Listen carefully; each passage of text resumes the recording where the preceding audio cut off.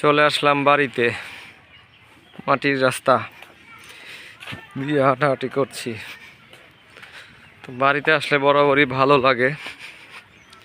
তো সামনে নির্বাচন, আমাদের এখন টিপ কম, এর জন্যই বাড়িতে আসা। অনেক দিন ধরে আমার মেয়ের সাথে দেখা হয় না।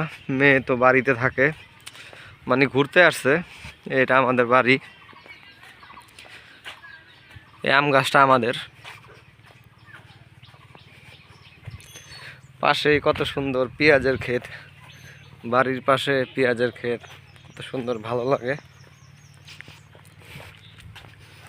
মাঠকে মাঠ পেঁয়াজ রসুন যে পানি দিচ্ছে। এটা আমাদের আমের বাগান, রাজহাঁস। ভালোই লাগে বাড়িতে আসলে। কিসে তোমাদের কি খিদা লাগছে? আরে খিদা লাগছে গো। এটা আমাদের গরুর ঘর, ওরা ঘাস খায়। কিসে কও কও কও, খিদে লাগছে না? মা করে খাবার দাও।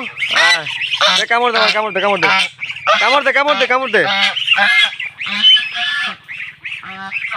এটা আমাদের আমের বাগান, মেহগুনি গাছ মাশাআল্লাহ বড় হয়ে গেছে। মেহগুনি গাছ, আম গাছ, নারকেল গাছ।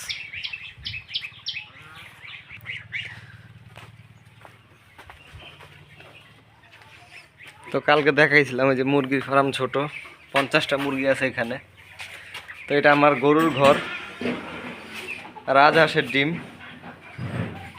মাশাআল্লাহ মাশাআল্লাহ।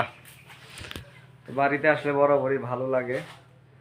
তো আপনারা সবাই জানেন আমি পিকআপ চালাই ঢাকা শহরে। তো এখন কাজ কাম কম, আমি চিন্তা করলাম আমার মেয়ে যেহেতু বাড়িতে, আমি চলে আসি বাড়িতে। তো এর জন্যই কালকে আসলাম, আপনাদেরকে আজকে দেখালাম গরুর ঘর, মুরগির ঘর। মাশাআল্লাহ মাশাআল্লাহ, দেখছেন মুরগি 5 কেজি হবে। বাড়িঘর পুরা এলোমেলো, আরে পুরা এলোমেলো।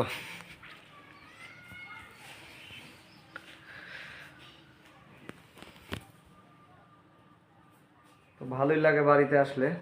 গাড়ি আর বেশি দিন চালাবো না ভাই। তো আমার ইচ্ছা আছে ভবিষ্যতে গ্রামে গিয়ে গরু ছাগল ভেড়া এগুলো পালার, চাষবাস করার। তার পাশাপাশি একটা রানিং ইনকাম হিসাবে একটা অটো কিনে চালাবো।